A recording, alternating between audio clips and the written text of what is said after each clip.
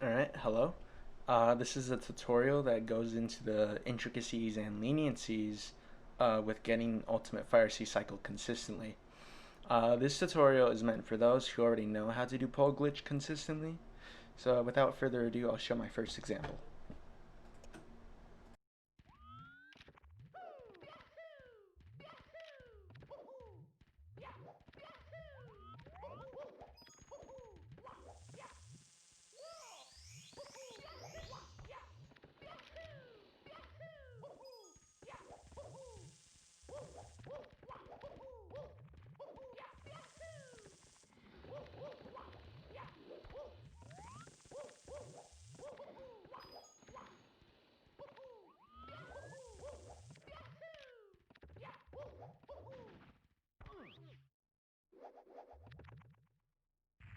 Alright, and now I'll break it down.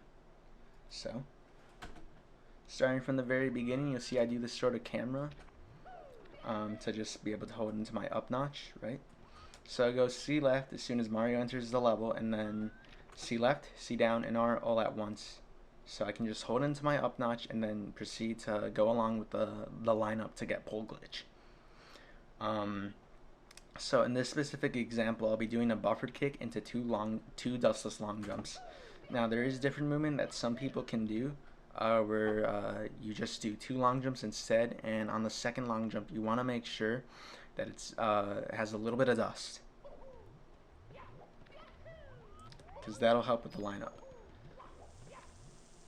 Now for one of the sort of, I guess, visual cues I look out for during practice, and this can be useful if you have the miscellaneous timer on, is a 10:36 and anything below that for this pole grab. So if you get 10:33 or 10:30, that's pretty good and signifies that you'll be on time for the cycle. These two wall kicks afterward are also another miscellaneous timer example I look out for. So in this example, I get a 12:56. 12:56 and anything below that means that I'm going to be pretty early. The latest in my experience that I can still make the cycle is a 12:73. And I'll just go over the analog stick movement that it comes when going for these two wall kicks. So some people just like to switch between left and right as you go for the wall kicks, but in my experience, I've noticed that I tend to ledge grab after the second wall kick, which basically just kills the chances of getting ultimate fire seat at all. And you'll see that I sort of do a quarter circle from right to left, and that makes it just so I have better spacing to land from this, and then proceed to do long jumps.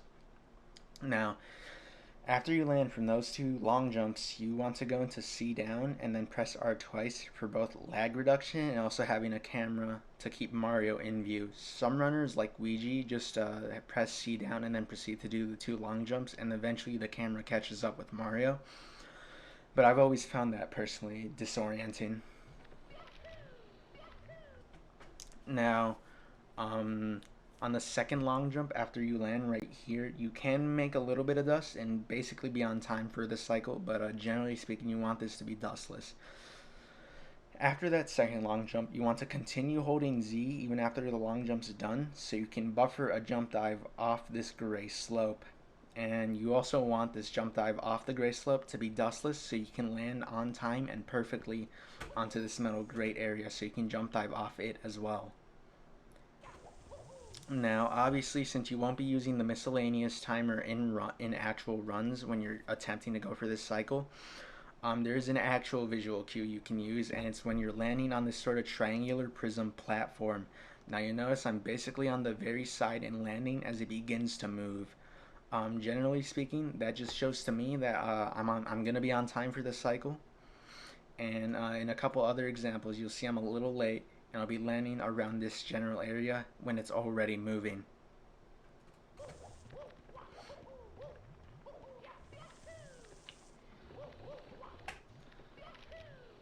Now I'll go over onto the sort of tight rollouts and tight analog stick inputs you want to have when you're on this little yellow purplish elevator area. So basically you want all your rollouts to be dustless on here. You can get a tiny bit of dust and so it'll make the cycle, but if you get too much, it's curtains closed for you. So you'll notice I'll be going into some sort of awkward in-between angles to be able to land and continue running. So let me go backwards a little bit. You'll notice I'm already holding a sort of in-between angle sometimes.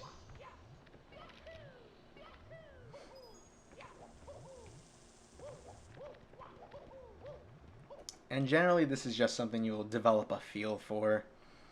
Other than just like, I guess, focusing on my analog stick inputs, there's not much else I can really say about it other than making sure that you're pretty tight with your turns around these areas, and yeah, that's about it.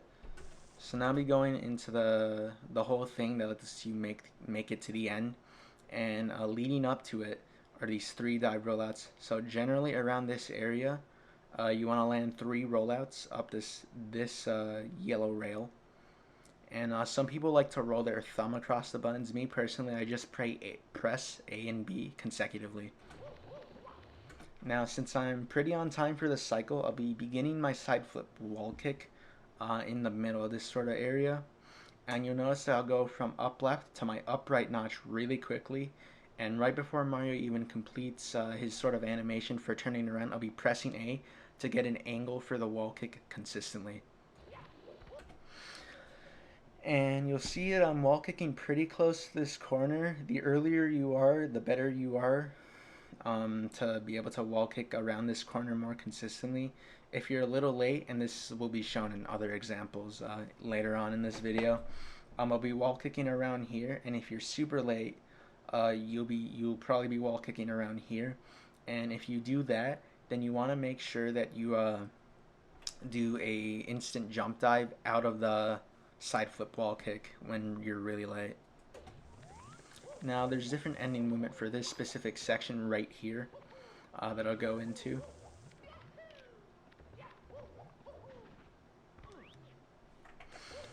So after the side flip wall kick, you can do one of two things, and that's either lag reduce or not lag reduce. And in this specific example, I won't be lag reducing, and it's pretty straightforward. Basically, after I'm holding down right to recover from that wall kick, I'll switch to right and then just make sure that I time my rollouts accordingly. And then as I land from here, I'll make sure that half of Mario's body is on this sort of area so I can long jump around this wall a lot easily. Ooh, nice notification. So then I'm just able to long jump around here, so I kind of go upright, as you noticed a little earlier. So upright for this long jump, back to up, and then sort of down left. You can go completely up left, up to you. And as all of that's happening, I go into Mario Cam C down, so I can just hold up for this little section in the ending movement. Now there are two different ways, and you'll see here that the very ending movement to get into this funnel, I'll do a jump dive onto this edge of the funnel. In another example, I'll be doing a jump and then a delayed dive to hit this section, which lets me bonk on some sort of invisible wall and still warp into the funnel area to get into the fire sea fight. That ending movement just kind of saves like 1 or 2 frames, and it's not necessary, but I would say it's pretty good to practice. So now I'll be going into the lag reduction example. So you see here, right after the wall kick, I press C left a couple times, and then I'm holding left to reduce lag. Well, not like holding left, but walking left on my analog stick, because the camera angle is different. I always say to practice your lag reductions and know them, because they can save a lot of time, especially on N64. If you're on emulator or VC, then this section really doesn't matter to you. Now, let's say you got a pretty good run going, right? And you're gonna land from the side flip wall kick, but then you get shocked by an amp, because amps in any stage are RNG every time. And as you land from the rollout, bam, you get shocked and you basically lose the entire cycle and you begin bleeding time. Now there's a lot of a better way to avoid this amp, and maxnmud does a pretty good job of doing this. So you see that as soon as he lands from the side flip wall kick, he's already going down left to be kind of far right from this general area from the amp. So basically that makes it so you have zero chance of getting shocked at all.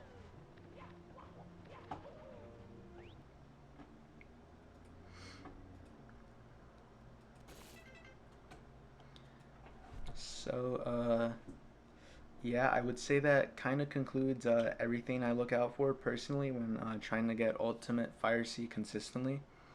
So I hope you were able to find something useful out of this tutorial.